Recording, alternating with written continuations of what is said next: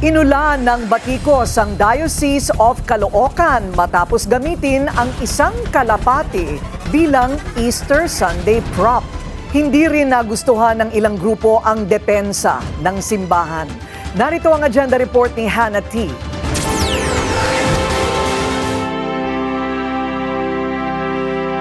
Sa gitna ng salubong sa linggo ng pagkabuhay, ginamit ang kalapating ito na nakatali ang mga pakpak sa misa sa isang simbahan sa Malabon.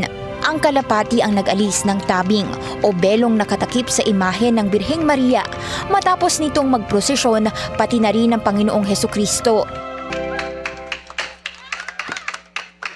Nakatali pa ang kalapati sa mga lobong ito na kalaunay pinakawalan matapos ang paglantad sa Birhen.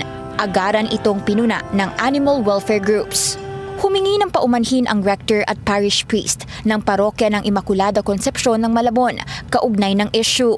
Nagsorry rin sila kay Cardinal Pablo Virgilio David na nooy nanguna sa misa.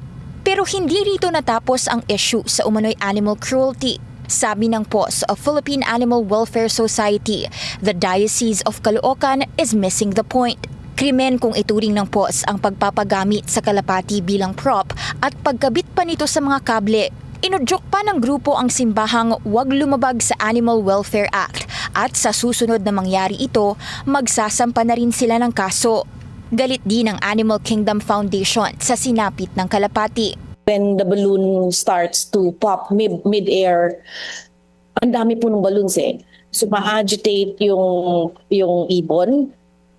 Maririnig po niya yung putukan nito at naka-attach po siya dito. And of course, if it falls down, we know already the consequences. Matapos ang insidente, sinabi na rin ni Cardinal David na hindi niya maiwasang hilinging sana'y may kolektibong outrage din ng publiko sa umano'y pagkawala ng mga inosenteng sibilyan sa paggamit ng droga o kaya naman ay sa gitna ng gyera.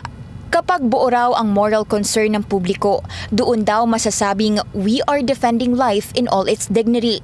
We feel that it's a form of lighting, no? We see an animal welfare issue, we see an animal welfare concern, and that's what we are addressing. Huwag po natin ilipat, huwag natin i-divert ang attention sa isang bigger or another violence or criminal activity or issues.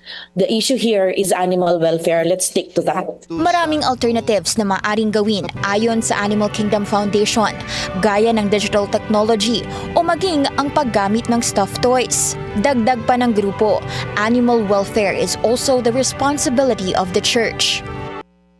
Nilinaw ng Animal Kingdom Foundation na hindi raw nila inaatake ang simbahan o anumang religious institution.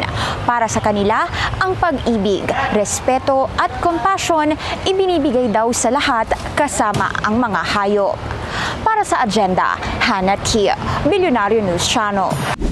Manatiling nakatutok sa Billionario News Channel. Sumubaybay sa aming social media accounts at mag-subscribe sa aming YouTube channel para sa mga bago at eksklusibong balita.